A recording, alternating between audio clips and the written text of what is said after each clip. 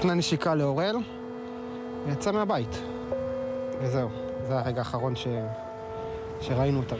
לפני 5 שנים השאירה אסנת, אמא של אורל ואברהם, מכתב, וביקשה שיסלחו לה.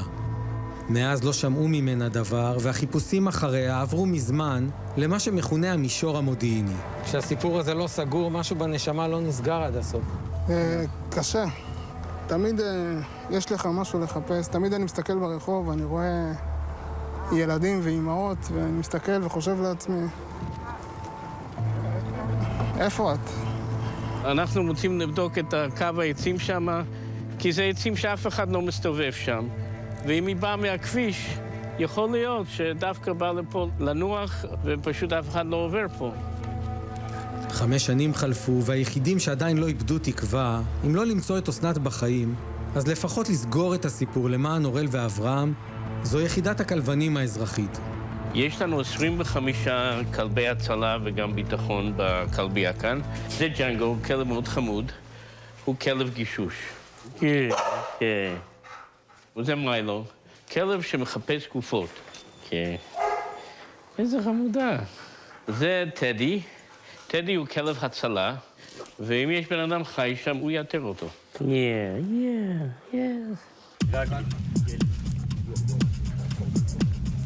לפני 20 שנה הוקמה יחידת הכלבנים האזרחית, והיא מתמחה באיתור נעדרים. בהתחלה התעסקנו רק עם כלבי ביטחון, אבל לפני כ10 שנים הוספנו גם את האגף של איתור נעדרים, שזה עיקר העיסוק שלנו היום.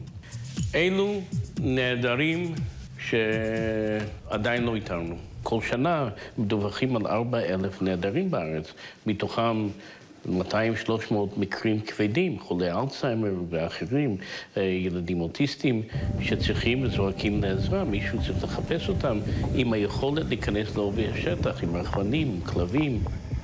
מייק הקים את היחידה בימי האינתיפאדה השנייה, כשהיה צורך בכלבים להגברת הביטחון ביהודה ושומרון.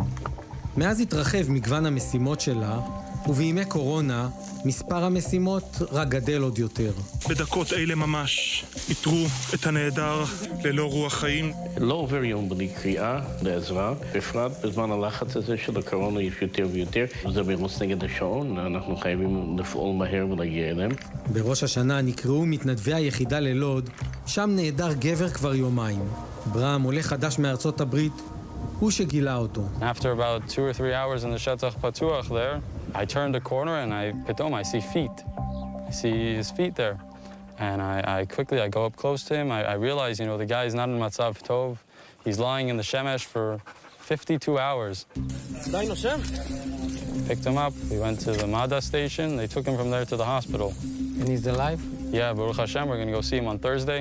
It's one of the most powerful feelings I ever felt. When you find someone on Rosh Hashanah, you save someone's life, it's the best way to start your year. There's no better way. I don't know, you can think of a better way to start your year. Hey, סוך. היחידה פועלת בזכות כספי תרומות, ועכשיו, כשיהדות התפוצות במשבר, אנשי היחידה פתחו במסע התרמה כדי להמשיך בפעילות. חשש הסגירה הפך למוחשי. זה פשוט קטסטרופה. כיום אנחנו כנראה היחידים שנשארים בחוץ, לא משנה מתי. אין לנו כזה דבר של הפסקה, או אין לנו דבר כזה של אין היום חיפושים. אין דבר כזה. תמיד יש אנשים נהדרים, אין שום גוף אחר שמטפל בזה. אין יום של אימון או של אילוף שמשקיעים פחות מכמה אלפי שקלים. רק הדלק, לקחת 3 רכבים גדולים, למלא אותם עם כלבים ועם מתנדבים, והאוכל והדלק לכלבים ולמתנדבים, אין פחות מ1,200 שקל ליום. וכל יום זה או אימון וגם חיפוש. אין תעריף על המחיר הזה, אנחנו גם לא מבקשים כסף על המצווה הזאת. אבל מי שחשוב לו ומי שמעריך את מה שאנחנו עושים, זה הזמן שלו להציל אותנו ממוות.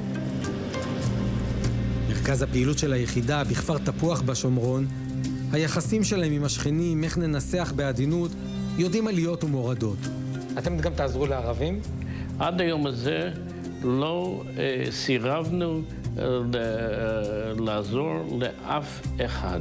עוד ראיתי משפחה ערבית או שמאלנית שמסרבת לקבל עזרה שלנו לחפש את הבן שלהם.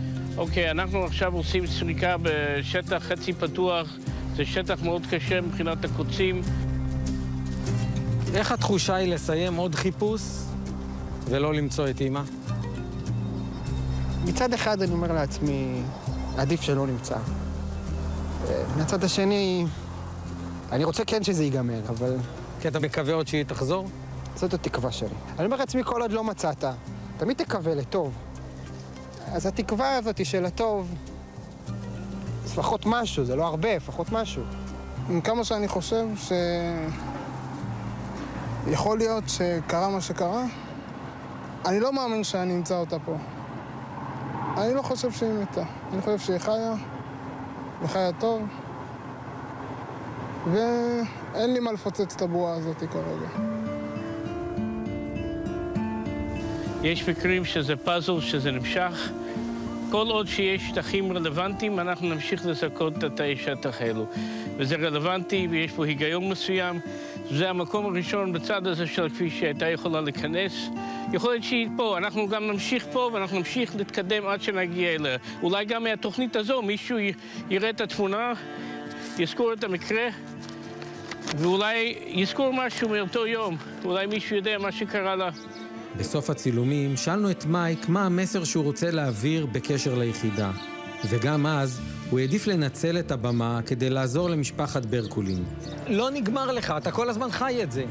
מבחינתי, זו אמא שלי, זה האחים שלי, ואנחנו נעשה את כל מה שרק אפשר.